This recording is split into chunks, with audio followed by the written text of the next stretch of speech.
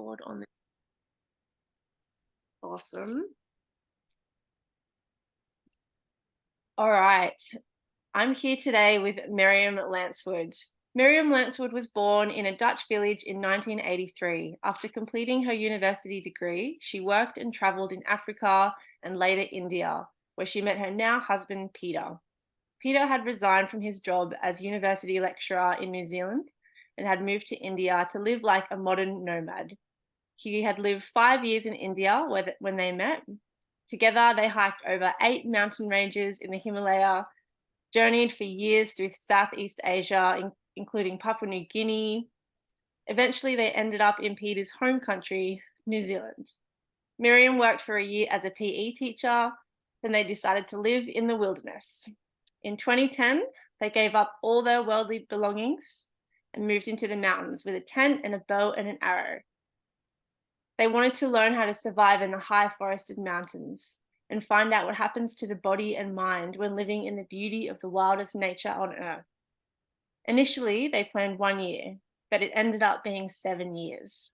Since Miriam met Peter in 2006, they traveled, lived, and walked in many different countries. Their 18 years of joint nomadic lifestyle has brought them wild insights, intergenerational ideas, and intercultural views. At present, they live in a shepherd's cottage in the Rhodope Mountains in Bulgaria. Miriam's memoir, Woman in the Wilderness, became an international bestseller, and the sequel, Wild at Heart, came out in 2020. So thanks so much for joining us here today, Miriam. Yeah, thank you very much for having me. It's been a pleasure. Yeah, you're looking very sun-kissed and vibrant over there in Brazil.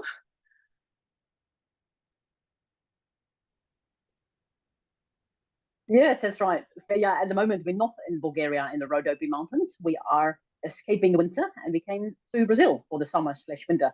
Yeah. Awesome. So, yeah, I want to get straight into it with you. I want to kind of start at the very beginning of your journey. And before you met Peter, was there a part of you that wanted to just go bush and live like that? Or was that kind of concept not introduced to you yet before you'd met Peter? No, indeed. I was born in a small village in Holland. Yeah. Never for 1 second did I believe you could live without working. I thought you need a job, you need a house, you need an income, you need all of these things in order to live. So the wildest idea I could come up with was volunteering in Africa. That was the most wild thing I could think of. So no, I never thought of it. Only when meeting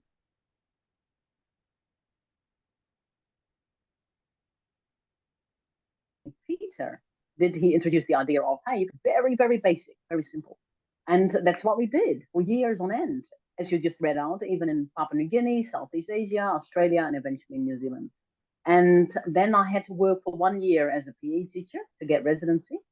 And that's when we said to each other, we need to do something remarkable. We need to do something exciting. An expedition. The word alone fills me with excitement.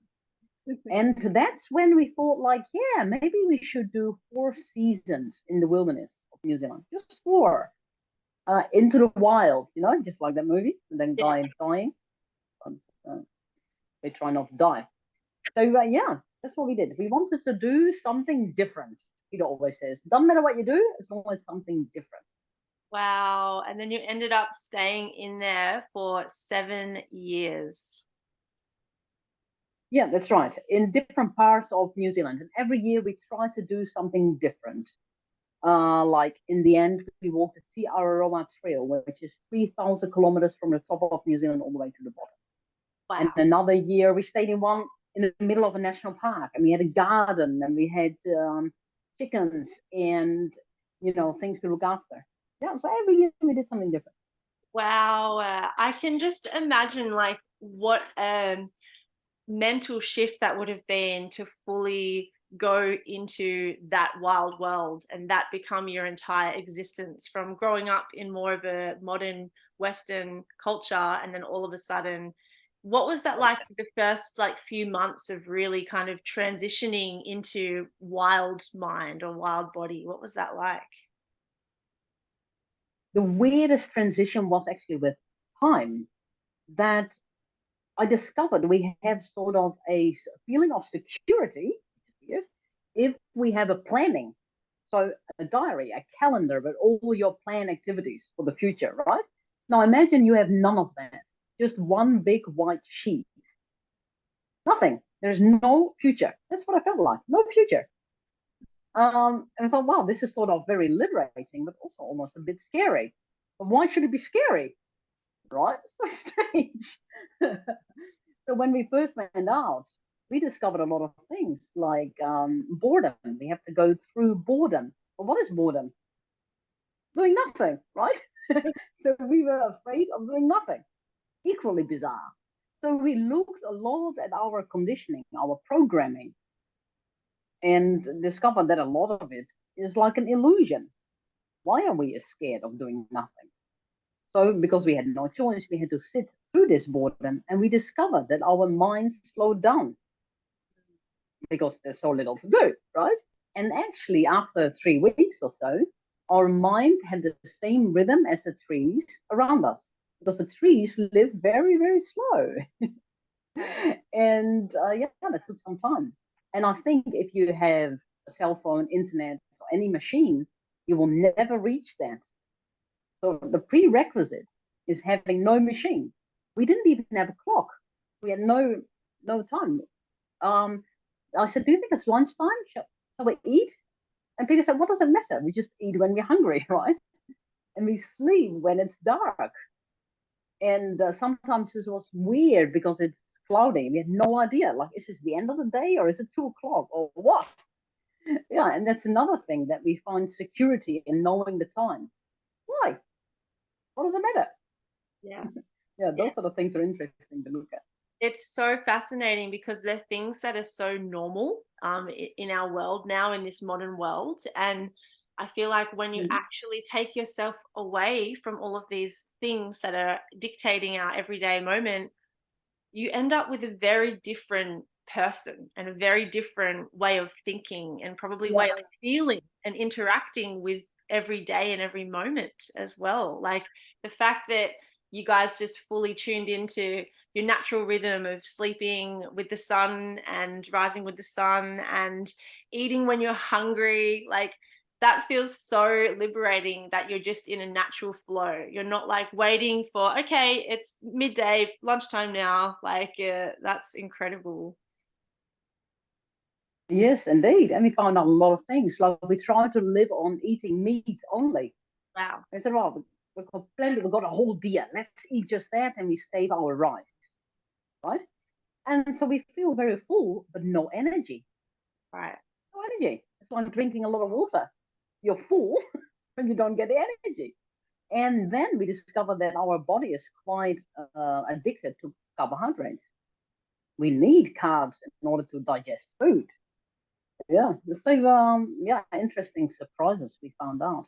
But yeah, what you mentioned before is we are what we think we are. But what we think we are is only relative to the situation we're in. If you find yourself in a war zone, you become a different person, right? Mm. Yeah. So me in the so a lot of people ask, how can you transition from being a vegetarian in Holland and then becoming this sort of savage woman with a bow and arrow killing innocent animals? Well, the thing is that I feel a totally different person. I Yes. would not kill innocent animals in Holland, but I would when I'm walking around looking endlessly for any sort of animals. Finally find one and shoot one, and I'm just so happy. Yeah, different circumstance. Right, because then it's a needs-based thing. That's your survival we're talking about. It's not just a going out for a hobby hunting. It's like that animal's becoming the energy that it gives you, like sustaining you. So of course that relationship would be so different. I really want to ask you about your hunting journey. I'm really curious about how you learnt and how long that took, and yeah, just learn a bit about that transition from you being vegetarian to then yeah, all of a sudden hunting in the bush. Yes, indeed. For 1 year, I practiced on a target with my bow and arrow every day. It was super boring. But in the end, I sort of felt confident that I could shoot. And I remember saying to a friend who was a bow hunter, I said, how difficult can it be? My grouping is going really well. Grouping is when you put all your arrows in place. And he Yes. said the words I remembered for a long time. He said, you will see. You will see how difficult it is. And indeed, wasn't that true? So Wow. I went out and I thought I'm going to hunt goats. And I thought that goats would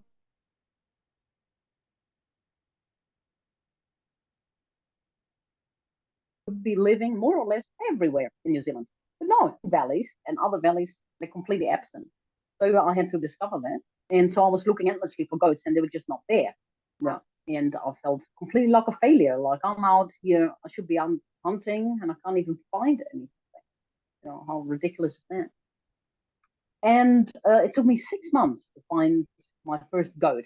And around my neck, I have still the horn of the first goat that I shot with my bow and arrow Wow. as a reminder of this is the cycle of life and death.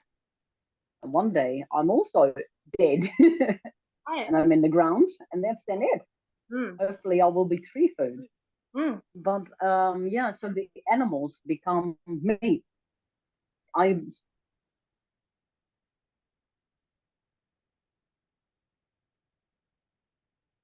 really believe you are what you eat.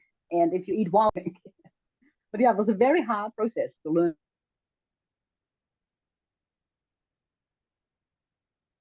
how to hunt, especially bow and arrow.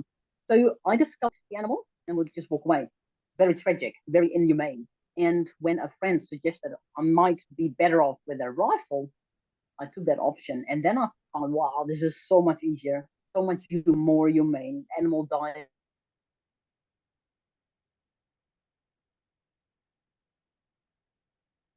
immediately. Yeah, And also an arrow one. So it's also a lot cheaper. Yeah, it's quite expensive absolutely. And did you ever get to kill any animal with the bow and arrow? bow hunting. Yeah, yeah. So this is the goat. That was Oh, my first animal that I killed. And yes. many. I killed many, many, many goats. Yeah. Yeah. But it took me 6 months before I killed my first one. Wow, that's incredible. But my partner right now is learning how to hunt with a compound bow, and he hasn't got anything yet, but it's the same thing of going out there and learning how to really be in that hunter energy and stalk and be very patient and listen. And that seems to be part of the art of hunting in itself. Like not just going out there and making the kill, but learning how to make yourself really small and be able to maneuver through the landscape in that way. And that would take a certain type of personality to be able to really do that. It sounds really incredible. Yeah, indeed. So I had an option of different bows, and your partner got a compound bow, and that's much more efficient. He's even got a sight, so you know exactly where you are shooting. But my hero was Robin Hood. Yeah. Robin Hood is like one of the things like you see in books. And so that's the bow I chose. And that's a very difficult one. It's a traditional recurve bow with Wow. intuitive shooting. In other words, you have no idea where you're shooting. It's supposed to be intuitive and all the more difficult for a beginner. So yeah, it was really hard. But the hunting itself was also interesting. You need all your senses. So you need to be able to look very far distance. And my eyesight became a lot better because of it over the Wow. years. Very interesting to notice. And hearing, of course, you hear constantly. And if you are thinking, you cannot hear properly because you're listening to your own thoughts. So it becomes automatically like a meditation. And then you need your memory. Where have you last seen an animal? And what will be most logical? So rational thinking. So I really felt like our ancestors using all of our senses. Yeah, it was great. Oh, and that would just be incredible to reawaken all of those innate senses that are in us all because we've all come from hunter-gatherer ancestry, right? So to be able to awaken and utilize all of those senses would have just been so incredible. Like the connection that you would have must have felt with the landscape, and even the animal that you're tracking as well would have been so beautiful. And that's something that I really value with this kind of practices, is that essentially you're just learning how to be a human again. You're just reawakening all those senses that we have used as humans for the longest of our history here. And it's only recently that we've stopped using all these Yeah, senses. So, how incredible to be awakening them and then utilizing them to survive them. yeah. Reawaken is indeed the word. I think that hunting is in us. It's in our blood Yeah. because our ancestors, we evolved that way. And I think anyone can learn it. Yeah. Mm. In fact, no one taught me how to hunt. I just went out there. I made mistakes and I learned from my mistakes. That's Wow. all. Somebody showed me how to skin an Yeah. animal, and then the principle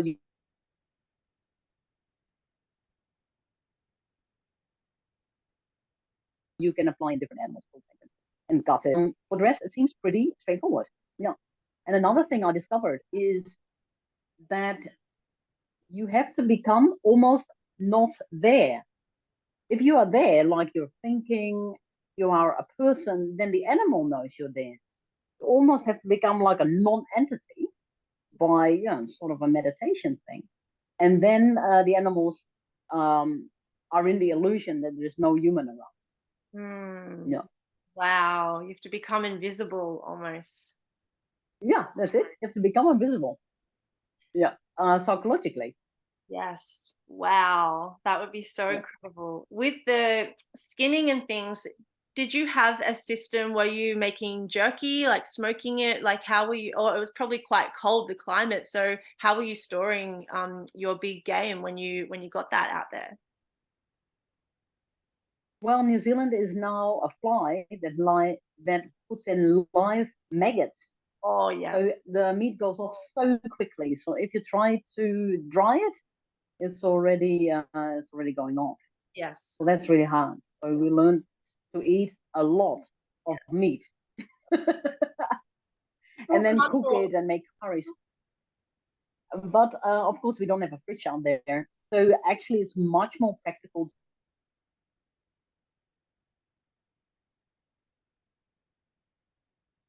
to have smaller animals like hares, possums, and really keep it for that long. So unless it's midwinter, I don't even shoot deer. That makes sense.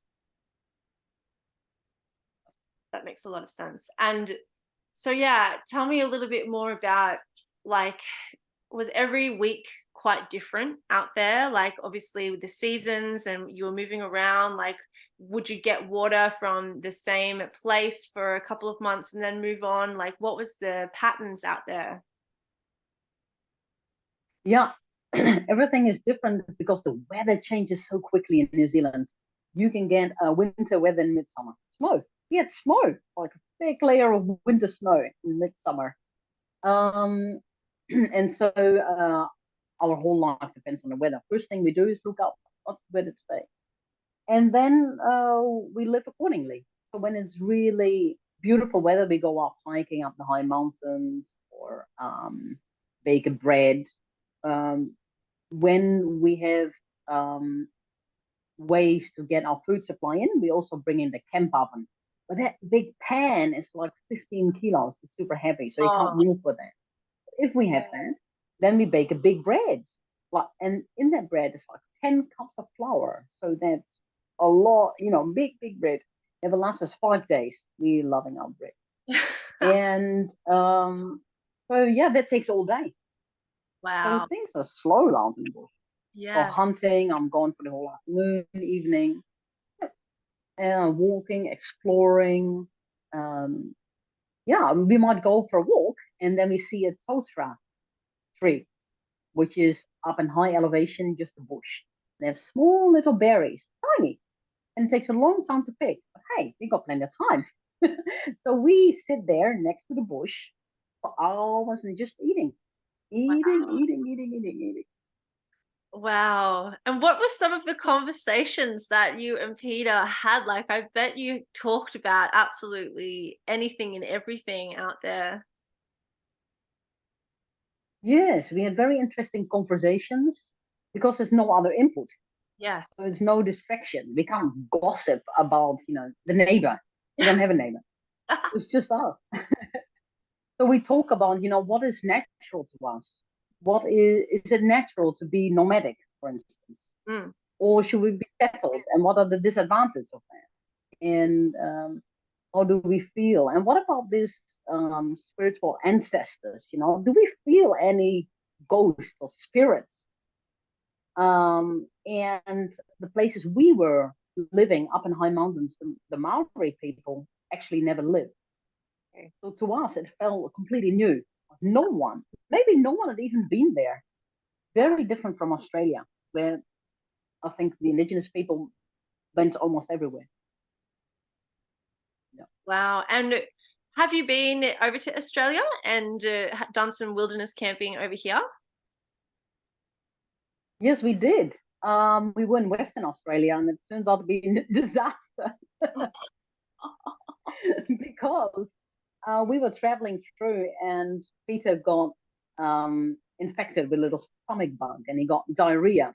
Oh, no. And we were near Mount Isa, Mhm. and the moisture in the air is so low, so while breathing, you're already dehydrated, and if you get diarrhea, it gets even more quick and so bad. And luckily, we were close to the hospital because Peter was losing consciousness. He Wow. was fainting, high fever, diarrhea, and all that, very bad. So we went to the hospital, and he was diagnosed with acute kidney failure, which Oh my. happens a lot in the outback. Yeah. And he's supposed to have recovered within 1 month. In that time, we went back to New Zealand, and then he didn't recover, and he was diagnosed with chronic kidney failure.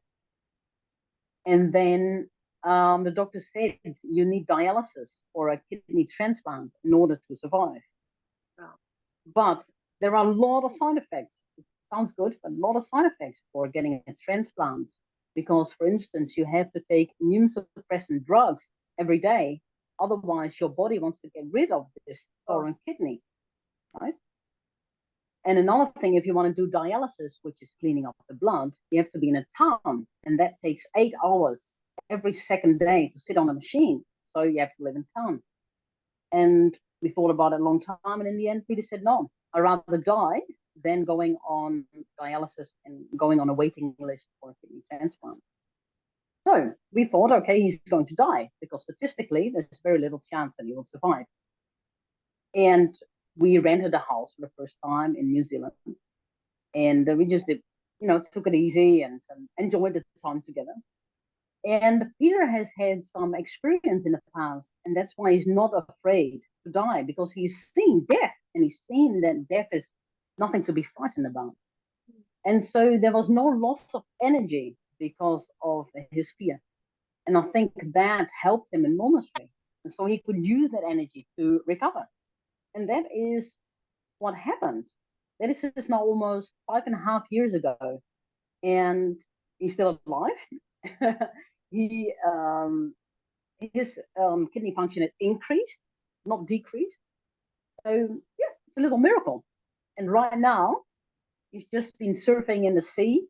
We're in Brazil, and traveling so far. So yeah, he's super happy. that's incredible. That is so incredible. And I feel like that's really a testament to, I guess, the strength of his spirit from choosing the lifestyle that he has for so long. Like knowing, having that closeness with the delicacy of life, like how it can just be gone just like that. I think that is a really powerful awareness to think about as a human that we often don't in the modern world because we're so rushed and everything's so fast. You don't think about those deeper things of, yeah, one day we're going to die. And that makes you think about life differently and treat your own existence differently. And that's so incredible. Yeah, yeah. Also because we looked at a tree and one branch might fall off, and it's inherent in nature to recover. That's the nature of nature, right? Live and recover, not give up and die. So yeah, if something happens to your body, it's the same principle. You want to recover. Yeah, Mm, so Peter definitely believes in that. He said, "No, I will recover, and if not, death is part of life." yeah. So Wow. accepted it, which was amazing to see. Wow. And was there quite a lot of like challenges when you were out living the 7 years in New Zealand? What were the challenges more physical? Were they emotional? Were they what were the kind of challenges that you guys were up against out there? It can be very cold in winter in New Zealand, very cold. Washing, for instance, in a freezing cold winter in the freezing cold river, it's like liquid ice. Mm. And washing is okay, but washing your hair, you get a brain freeze, you like an instant headache. But I always felt it's so invigorating. I Mm. feel so much more clean after washing in a cold river than under the shower, say. But the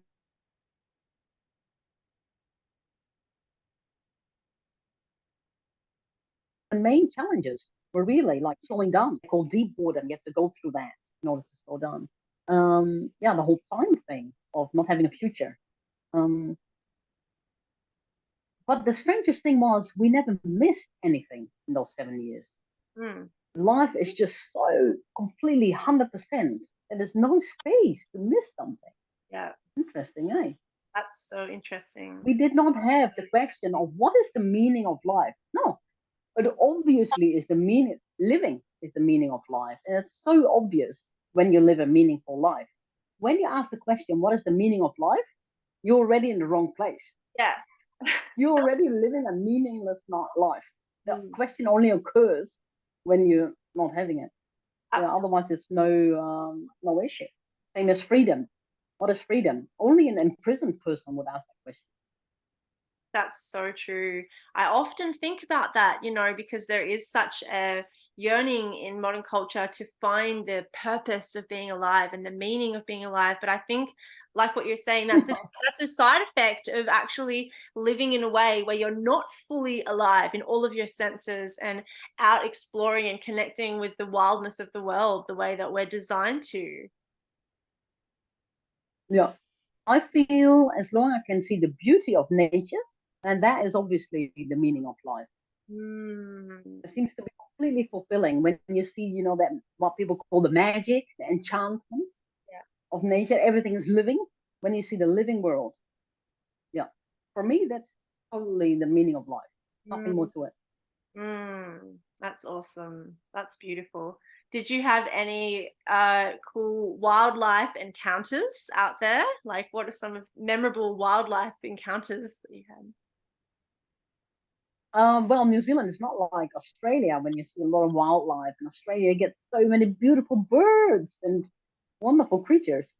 New Zealand, you have all the introduced animals. So for people who don't know, New Zealand used to be a bird island, and only when the British came, all the animals came with them. So all those animals like deer, pigs, um, rats, all the rodents. Um, then they didn't have a natural predator, and so all the ecological problems occurred after that. So the government encouraged hunting. And lately they have been throwing the 1080 poison Oh, because they believe there's too many animals for the ecology to be sustainable.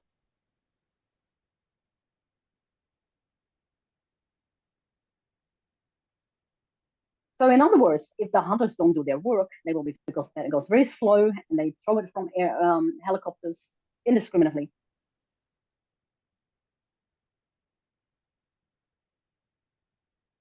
And yeah, so we're very much against that because it goes in the waterway. Because we don't know, we're not in touch with the Department of Conservation. Right? Yeah. mm, So yeah, the bird islands. What have we seen? The birds in New Zealand, they're not used to predators and therefore very friendly.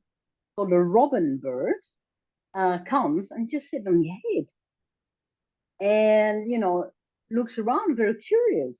It's really nice to see. And of course, we make friends with the wekas. Weka is like a chicken, the wood hen, a brown sort of a chicken. and they see the use of humans. So they come by and they sort of look around and they ask for food and give them a little bit, and they steal our spoon or whatnot. And it's really entertaining.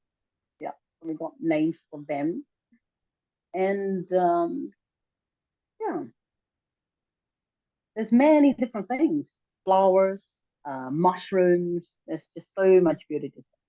Wow. When you were out there, did you are you both quite close with your family? Like did you think about your family? That's one thing that I think I would struggle with, like being away from my family because I'm so close with them all. But was that something that came up for you guys? Um, I have a good relationship, and I'm lucky that my parents are in good health, Yeah. so I had nothing to worry about. And what I did is I wrote letters with pen and paper. And when we saw another hunter, then I quickly gave the letter, put in an envelope, put stamps on it, gave the letter to the hunter. And when he goes back to town, he would post it for me. And so those letters are still there. And that's also what I used for writing the book, because my parents still have those letters. And so that's a nice little memory. And when they open the letter, they smell of smoke because everything smells of smoke. Our hair, clothing, and that doesn't go away very quickly. Yes. Everything just smells of wood smoke after a while. Yeah. Right. Well, that's great. I wish that So yeah, I kept in touch with them. I was just gonna say, I wish that everyone else in the world would smell like smoke because I it's the worst thing ever walking through and smelling all the different perfumes and deodorants and everything. And it's yeah, smoke is the best smell.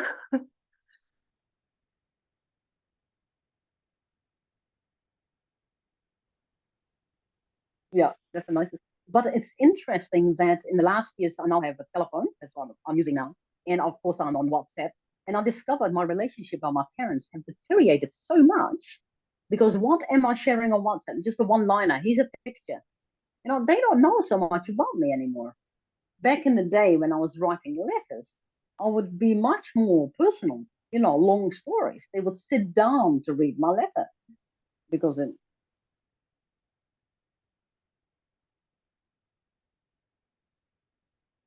takes a lot of effort to send it all. And so, also fleeting. Wow. Yeah, the communication differences of the Yeah, online kind of texting compared to those more, yeah, deep and meaningful, like actually taking the time to write out what you're feeling in that moment and then them taking the time to read that. Like that's also a huge thing, isn't it, with yeah, technology these days? Like these quick one-liners or an emoji to express an emotion or something. It's really yeah, different, isn't it? It's a lot less personal and a lot less like intentional, isn't it? yeah, indeed. And while writing the letters, same way writing the books, I discover much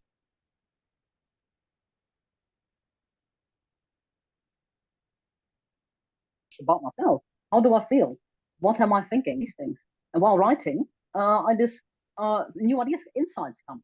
Yeah, none of that exists on WhatsApp. Oh, no, that's exactly right. Wow. And I remember reading your book, The Woman in the Wilderness, and yeah, reading about whether it would be exciting when the hunters would come out because it would be a new person to chat to and a new person to, and one of them you built like a really strong connection with or something. And yeah, that was really cool just hearing about a new social dynamic, which like with someone else Yeah, coming through. yeah, yes, indeed. So when another hunter came, doesn't matter what sort of person, it was just fantastic.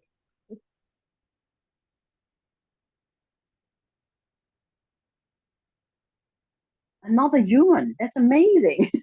Those people came to our camp. We stand around the campfire, and they're so personal. They tell us all their personal lives, about their marriage and about the children and how they really felt. And sometimes we saw them again in town, and they're like a different person. What we said in the beginning of the conversation, they're a different person, much more distant. Yeah, not so personal anymore.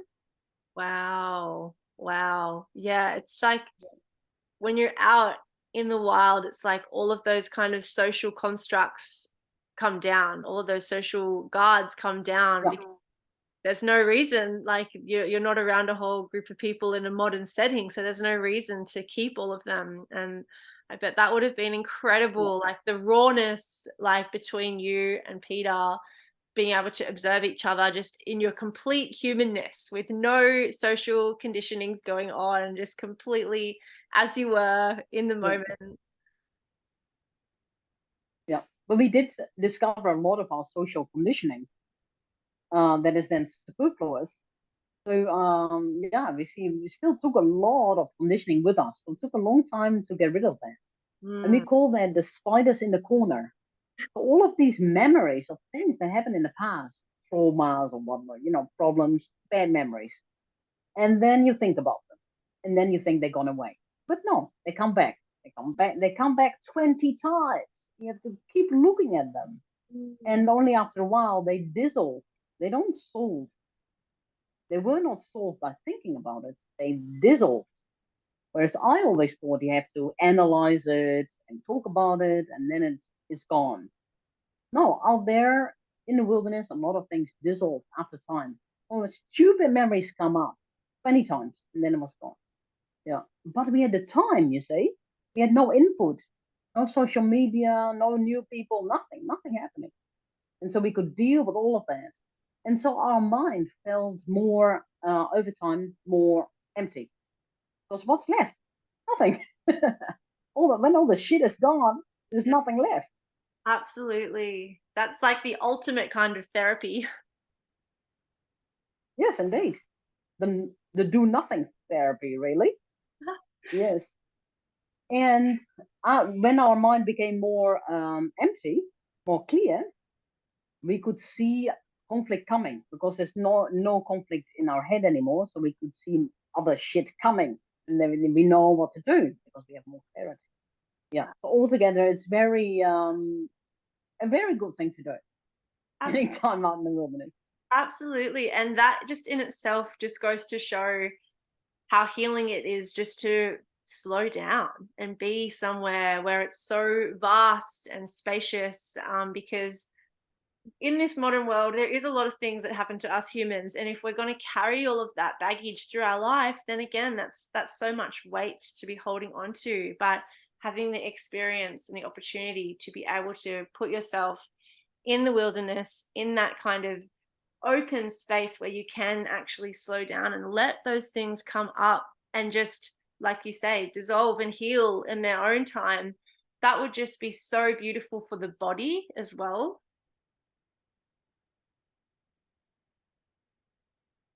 Oh, we lost you, but you're coming back. You're back. Oh, yeah, fell away for some reason. That's all right. Yeah, I hope we get enough light. Yes. Yeah, it's very important to slow down. But the thing is that when there is a choice, you will always take the exciting choice. If you have a phone, you will look on your phone. If you have a car, you will take the car. So I think the most important thing is to have no choice. Yes. Yeah, I love that. I love that. And I was reading a bit of a book the other day called The Comfort Crisis, and it was actually talking about how it's part of our evolution to be drawn to comfort, because back in our hunter-gatherer days, that comfort of the cave Yeah, or the fire kept us alive from the weather or the predators outside. And so there is a part of us that is a survival mechanism that is drawn to comfort. But when it's this extent, like in the modern world where everything's comfort and everything's padded and we're getting too much food and there's never any challenge or hunger or up against the weather, it's actually bad for your soul and actually can give you like depression. And I yeah, really believe in that, and I bet you would have yeah, experienced what that feels like. yeah, indeed. Last summer I was in the Himalayas in India, and we spent a lot of time sleeping outside the tent. And then I discovered, wow, it's so easy to look out and look at the beauty and the magic out in the forest. But the moment you're in the tent, the mind get bored. You want entertainment. So when you have security, because the tent gives security, The moment you got security, you're automatically cut off from the real world. And if you cut off from the real world, then you go into the fantasy of the future or the past, which is totally fantasy. And Mm. so you're not in the here and now anymore.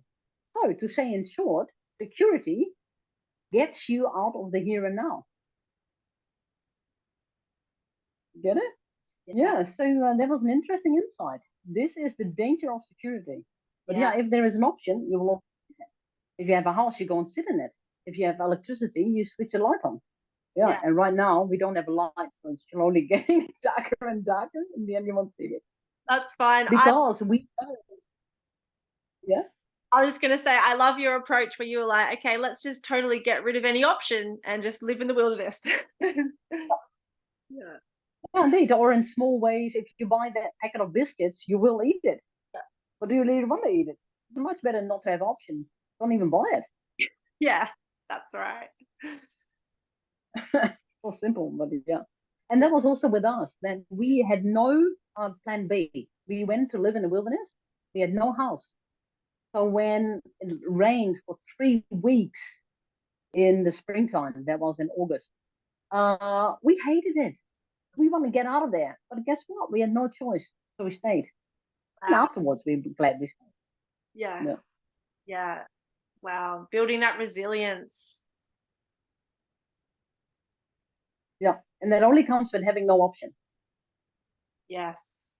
Yeah. And humans are so good at that, but we just don't give ourselves the option to have no option, right? We're so good at Yeah. Yeah. that, But finding that resilience, and just we've done that for our whole history here on earth. But when we don't give ourselves the option of that, it's like we're never going to feel that feel the feeling of success after we have achieved something or got through something that was really challenging and difficult, and that beautiful liberating, like, yeah, yeah.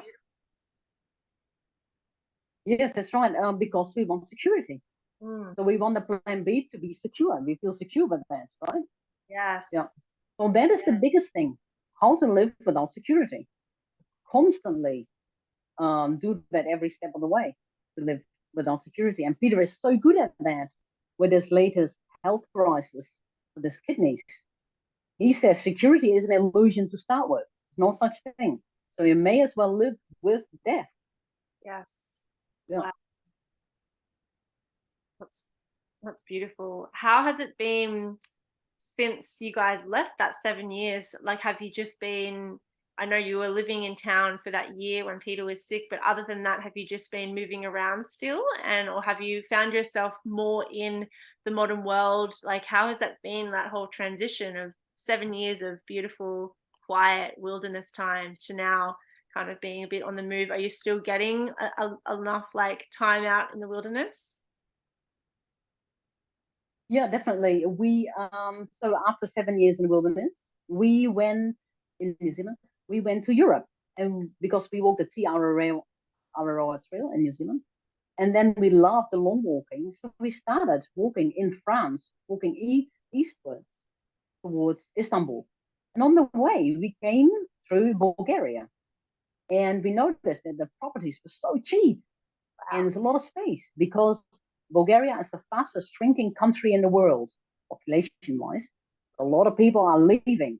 Consequently, the nature, wildlife is coming back, including wolves and bears.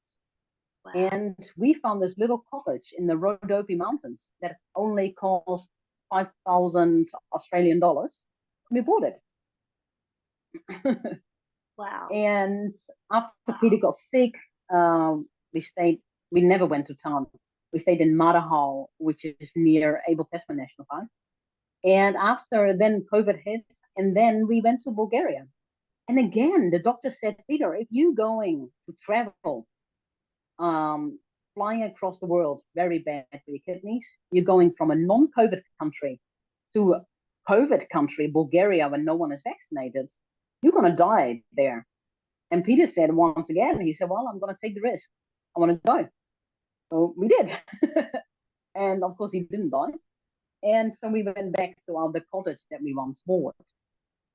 And since then, Peter has been taking it easy and recovering and just enjoying the water, the clean water, the clean air, Yes. wildlife there.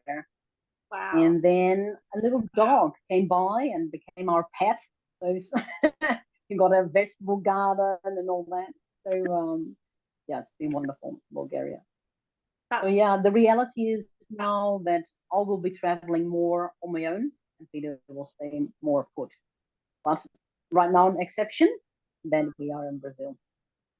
wow. That's so beautiful. Like the strength in your relationship to have gone through so many of those things together. And yeah, I just feel like that's a really beautiful way to be with someone to just yeah, you're still able bodied, so you're still gonna go out there and do your thing and then come home and see Peter and you're both totally okay with that. I think that's so beautiful.